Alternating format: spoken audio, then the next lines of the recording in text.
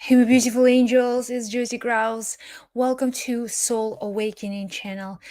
Today, I want to answer the most common question that has been asked this entire week: how to protect from evil spirits, negative energy, whatever is out there that may be just threatening you in some way, psychically, emotionally, energetically. I wanted to share with you three ways that you can stay protected.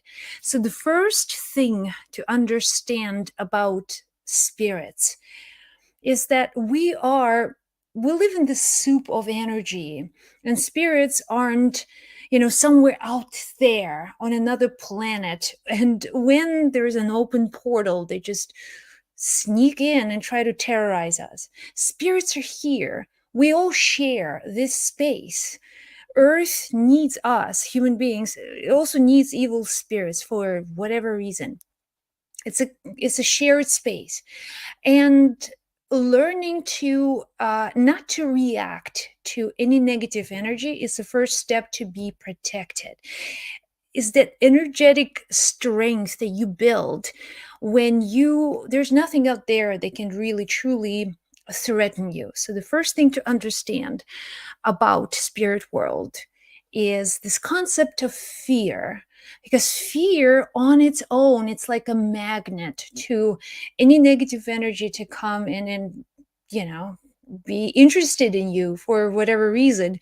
Now, I have two dogs, and I have a German Shepherd. And many people, in my experience, especially if I live in the city area. So there are all kinds of people. Some people are very dog friendly, but some people are just scared of dogs, especially big dogs. And this fear, what I notice, the fear in them makes the dogs much more aggressive towards the fear because they smell fear. It's not the person themselves in any way threatening, but they sense fear, so they must react one way or another. So think of negative spirits in this way, are reactive to fear. They may be trickster spirits, okay? So they just want to play. They don't want to harm you, but they just want to mess up with you. And they will have so much fun with you if you have any of this fear. They sense it. So if they come in contact with you, understand that you have the upper hand, that you have something that is superior to anything that is not physical, because you're here on physical plane, which means that this is your natural space, is the habitat. In the physical manifested reality, it's your home. By law, you have rights to this domain fully. If there is any spirit energy that you simply cannot see, that is threatening you in some way, understand that you have that upper hand in creation, at least on this physical level. So you can command, you can tell whatever energy is out there to back away, to leave, because you have this confidence as a creator and as energy present in the physical body. So this is your domain. You have the rights to this domain, and spirits do not have this right to violate physical laws. They just don't have that right. So you can ask them 3 times. And when you ask 3 times, they have to leave, because there is again another law that is played on the level of spirit dimensions, the law of 3. When you say 3 times, they have to do something about it. So 1 time may not be enough, 2 may not be enough. So say 3 times with confidence, go away, leave. And also learn to develop this mindset, not being threatened by any energy out there. Remember that we are all necessary in the scheme of creation. The negative energy is here for a reason. And if we want to create absolute good for all, it's going to be a disaster. It won't be the most beautiful world as we imagine. But that's the theme for another conversation. So think there are spirits, they may come in contact with you. The trickster spirits, as I mentioned, in their consciousness, they may have like a mind of a 5-year-old child, really, because you don't know who this spirit is. You may be threatened by them just by uncertainty. Just, I don't know, like maybe it's a big giant monster out there.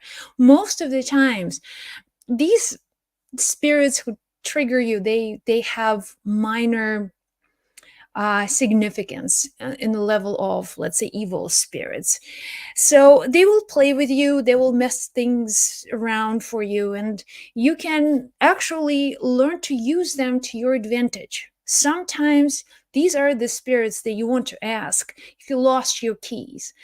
If you have some kind of need for them, they will help you to find it. But remember, they never do things for free. It won't be like, yeah, you find me some keys. So um, that's the nature of the sort of negative energy as we know it, because they don't do stuff for free. You have to pay one way or another. The payment has to be made. So that's why if you're making the deals with these sort of forces, you have to know the rules. You have to understand the terms and conditions of their contracts. If you're okay with that, some things are just on a day-to-day basis may be appropriate, some not. So you decide. The spirits don't have any relationship with us. They are on their own, sort of, they are on their own. They have also dimensions. There are things where evil spirits, let's say, of this nature, that's where they dwell. Other ones live in another world. So they aren't always like together as we kind of imagine them, but they live in their own separate spaces, not really concerned with human beings. If they really want something, usually it's energy, what they can truly gain from us. Right? The name of the game here on planet Earth is energy. So understand that element of fear, in any case, will attract something. So not to be afraid or not let fear dominate your sort of your being will help you to gain control. The second way for you to, now there are things that, I'm a channel, so I'm a psychic medium. I have to open my psychic channels to connect with the world beyond physical, departed loved ones, angels as well. Once you open the portal, you are kind of out there. Knowing who to call upon, so having these set protections, will help you to stay to do your work if you do have to connect with higher beings and open the portal, that you have some sort of structure. Let's say for me, I work with angels, and the angels don't there aren't necessarily beings with wings as we imagine them. They are portals for me to connect with information and specific energies. So you can ask angels, especially if you work with a particular angel. It could be Archangel Michael, Archangel Michael, could be any other archangel, or guardian angel for that matter. This will be your safe portal. So you're not going to be kind of like shifting back and forth. You're not in this sea of unknown information and being at the mercy of whoever comes across at your path, right? So have more or less protected channel.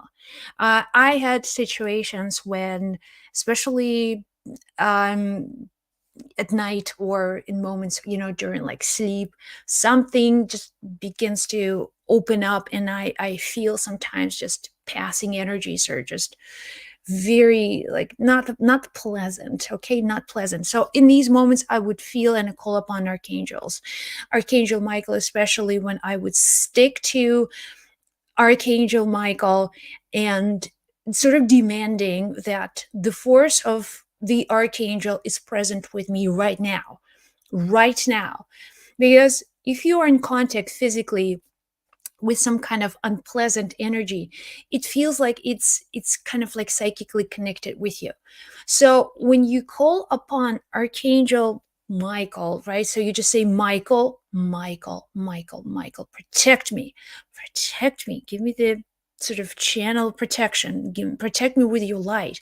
And that's what the only thing you focus on. You're not focusing on any spirits out there. You're just focusing specifically on Archangel Michael and how Michael is strong with you and protects you. So stick with Archangel Michael, demand that the psychic energy is on its way out. You need to ask 3 times: leave, leave, leave. Michael, stay with me. Michael, stay with me. Michael, stay with me. And just being calm in these moments. But these things don't happen every single day. Some days it does happen, especially I find in the world of turbulence. Things in the world aren't kind of, there are things happening. It's war or some kind of negative news that you may find sometimes happen, but it's not an everyday occurrence. So do not fear, these things do happen. We share this space, but you have the upper hand and you also have the right to leave, for them to ask them to leave. Is this making sense? All right. And final thing I wanted to ask, to tell you about the protection, is that you can create sacred rituals, or you can create items that have protective qualities, and they're very powerful. um, so if you have like a favorite stone, yeah, a crystal that you feel this spirit, like this crystal, like a spirit, it's alive, I feel its energy, I feel like it's strong, it's protecting me, it gives me some inner power, so this will protect you. There are many symbols throughout history that are known for protection, such as, the evil eye, so the all-seeing eye, or protection from the evil eye. So all of these amulets are incredibly powerful. So you can develop one for yourself by having being something close to your tradition. If you're a Christian, for you, the most powerful symbol of protection could be the crucifixion, right? Some sign, a little cross that you can carry with you. If you have a connection, let's say, with nature spirits, so then you can definitely have like a special rock or symbol. You can have like a magic symbol as well, which will give you protection on the level of the alchemy, right? Creating the space of protection around you. But these things also work. Um, it depends on what protection you need, right? With physical protection, maybe energetic protection, because psychic protection, that's the protection of the spirit nature, right? Physical protection is when you probably have to protect yourself in the physical world, mostly from people or some situations that happen in life on a physical level. It's just day-to-day things. With spirits, it's mostly psychic protection, because psychically, the psychic energy is a lot more misunderstood, or it's just different from, let's say, just physical energy. So psychic energy, psychic things can be a lot more tricky to understand, to pick up. But if you really want to have a life without uh, any negative spirit ever affecting you, this is not the planet to be on. So the best course of defense for you is not to be concerned or have fear that relates to any negative energy. So if you have a calm mind, not attached mind, a lot of the spirits will manipulate on the level of attachments. So fear, another thing I wanted to mention was attachments. If you give something significance, they will play with you. Be sure, because they love to do that. If you let's say, if you think that you are, let's say, greatest at something. So there is a little bit of the ego. If you're too concerned, you're concerned with how you look. You work out every day, you go to the gym, and you exercise to build this perfect body, right? Because that's what you want. You have this need for perfection, for physics. You come home and you take pictures and selfies, and you look at yourself in the mirror and constantly, just checking yourself out. They will notice how triggered you are by this need. So in many ways, these attachments to external validation will often become a really good ground for the trickster spirits, because they can, I'll be like, somebody will say, oh, by the way, did you gain weight? Or somebody will joke, hey, you're fat.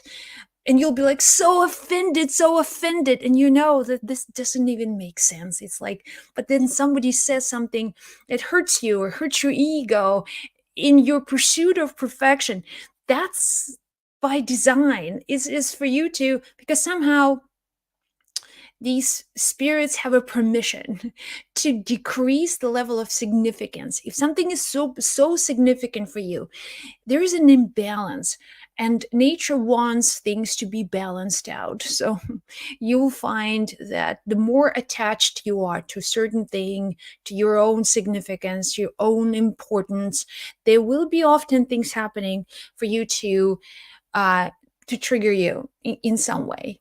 That's just playful. Remember, they aren't human. They don't have human consciousness, and a lot of the times they're just like 5-year olds, or actually teenagers, somewhere in the basement playing computer games. They aren't necessarily, they don't want anything else other than just to have fun. So I hope this was helpful. If there's any insights that came through for you during this video, let me know. This was a really interesting week. A lot of questions for this exact subject. So if this helped, give a thumbs up. YouTubers, please subscribe to the channel. And I'll see you in the next one. Bye, everybody.